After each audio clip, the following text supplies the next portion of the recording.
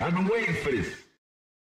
Justin Wong is one of the most popular fighting game players of all time, and not only is he one of the most popular, many consider him, probably the majority of the FGC, as the best fighting game player of all time. He has 9 Evo titles. I'm gonna say that again, 9 Evo world titles, a spectacle that many fighting game players can only dream of, and many of the best fighting game players haven't even come close to. Whether you know Justin Wong from his great accomplishments that he's done in the FGC, or you might know him from one of the most popular fighting game moments of all time that he was, well, kind of on the bad side of the receiving end of. But with him being on the mountaintop for so long, it made me wonder, is there anybody that has a possibility of catching up to what he's done? Because once again, 9 Evo titles is just insane. So today I've compiled a list of 3 people and an honorable mention of who I think has the possibility to surpass Justin Wong. Now, I'm basically only going to pick people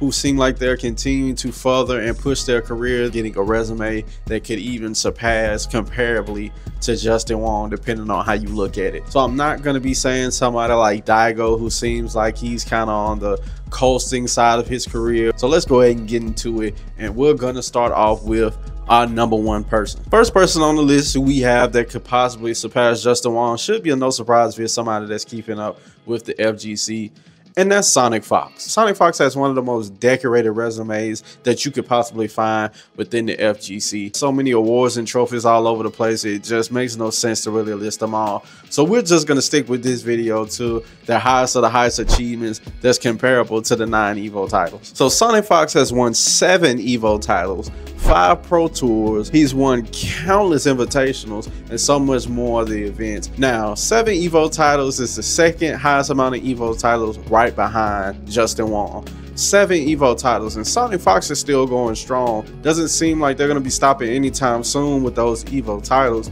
so it's only up from here. And then he has 5 Pro Tours spanning from Injustice, Mortal Kombat, and Skullgirls. Now, many people can look at this and compare like, well, how can you really compare the World Tours? Because back when Justin Wong was really doing this, there was no World Tours, and it's kind of unfair to hold that against him. Well, what I say is it's kind of unfair to hold it against the people who have won those World Tours just because they didn't have them back then. Those World Tours are still some amazing feats. Now, at this moment, it's really debatable, but I kind of still have Justin Wong ahead of Sonic Fox. But if somebody says Sonic Fox was ahead of Justin Wong, how could you really debate it with the resume that Sonic Fox has? So that's my number 1 person. That is the person who could possibly top Justin Wong, and that is Sonic Fox. Those 7 Evo titles, 5 Pro Tours, crazy. The second person I have on this list that could possibly surpass Justin Wong is one of the greatest Tekken players. He's the greatest Tekken player of all time based off resume, and it's kind of hard to really debate that. And that is Arslan Ash. Now, Arslan Ash is young, still going strong. He's literally only 29 years old, so he still has a lot of vigor in him. And basically, he has 5 Evo titles and a World Tour Cup. Now, winning the Tekken World Tour, I mean, it's just right behind Capcom Cup. It's probably the hardest World Tour to win. If you put it first, I wouldn't deny it. And we can possibly say, I don't think anybody would doubt that he's probably going to win some more. And then, you know, he won the Gamers 8, and then he won the WFL Season 1, but we kind of ain't count no, we ain't gonna bring him in. But he has 5 Evo titles already, and he did it in Tekken. Do you know how hard it is to win an Evo title in Tekken? So many high-level players from so many different countries playing in Tekken. And I really don't think it's far-fetched to say that Arslan Ash is going to win some more Evo titles. He's going to probably win another World Tour. So let's just say he wins 1 more each. 6 Evo titles and 2 World Tours in Tekken. That would be just outrageous. Hey, that might be a resume somebody can argue could possibly be surpassing 9 Evo titles. So, I mean, it might be. But I think at the end of his career, when he finally starts playing, he'll definitely have a record that says that, hey, he is definitely up there and possibly the best fighting game player of all time. And next, we got one of my personal GOATs.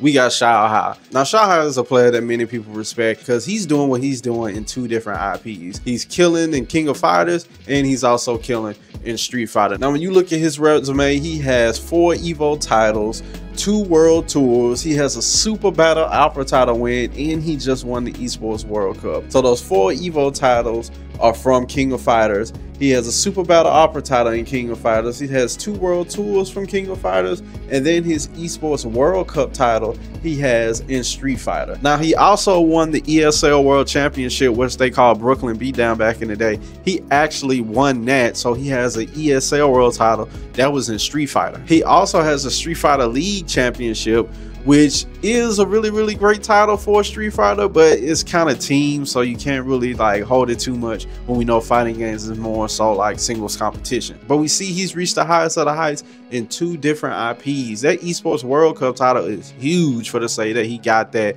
in Street Fighter. To me, with a resume like that, once again, 4 Evo titles, a Super Battle Opera, 2 World Tour events, and a Esports World Cup, and all those are in between 2 different fighting game IPs, he is definitely on the road because he's still playing and still going strong, especially in Street Fighter 6, and we know he's still going strong in KOF. To say he's going to win another Evo title in KOF ain't hard to believe. To say he's going to win this upcoming SNK World Championship title in KOF ain't hard to believe. Then we got Fatal Fury coming up. Is he going to be dominant in that? It ain't hard to believe. So Shanghai, it seems like when he finally wraps it up, when he calls it a day for his career, he's possibly going to have a resume that's going to say that he could possibly be one of the greatest fighting game players, if not the greatest fighting game player of all time. Now, those are my 3 picks that basically says that those 3 people, basically by the end of their career, they're probably going to be the best fighting game player of all time. It's a possibility. But I have one more for you, kind of like a long shot, but if he keeps going on the trajectory that he's on,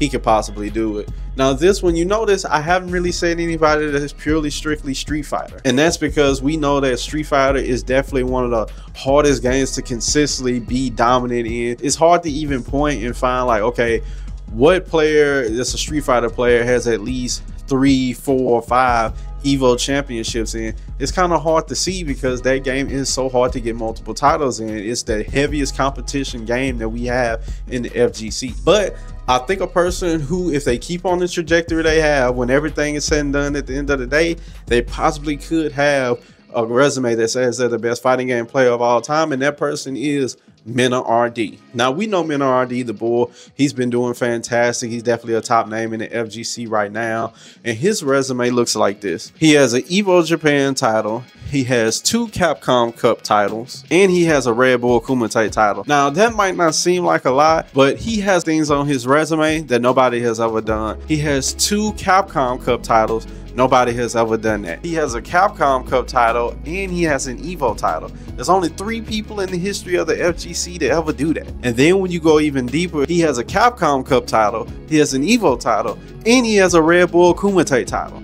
There's only 2 people in the history of the FGC to ever do that. So he is basically sitting at a point to where, like, the stats that he has, he's in the upper echelon. He's like 1 of 1, 1 of 2, or 1 of 3 when it comes to the things that he's accomplished. And then he's only winning that much more. So do we see Mena RD winning more Evo titles? Yes, Street Fighter is one of the most hectic, who knows who's gonna win thing each year, but it's safe to say yes, he might win some more. Could he win another Capcom Cup title? I mean, it's a little tougher, but yes, it's possible to say that he could win some more. So I'm not saying he's going to win 9 Evo titles when it comes to Street Fighter. He's not going to win all that. But I'm saying when you mix it all together and you put it together with the things that he's done right now, and I'm saying that he's 1 of 1, 1 of 2, and 1 of 3. If you keep adding on more to that, you're just going to have a resume that's just going to stand out so much to the point to where it's like, and then we just more and more each year we get in tournaments that just going to add on to these people's greatness. We're getting esports World Cups. We're getting this, we're getting that, we're getting the other. I think he has the possibility at the end of the day to doing it. So those are my 4 people, well, my 3 people in a strong honorable mention that could do it. We got Sonic Fox, we got Arslan Ass, we got Shao Hai, and we got Mena RD that could possibly at the end of the day surpass Justin Wong for being the greatest fighting game player of all time. You guys let me know what y'all think about it. Do you think anybody would ever surpass Justin Wong? I know a lot of people might already have Daigo up there, but I think it's kind of safe to say that most people probably would agree that Justin Wong has a better resume. So you guys let me know in the comment section down below. Peace out.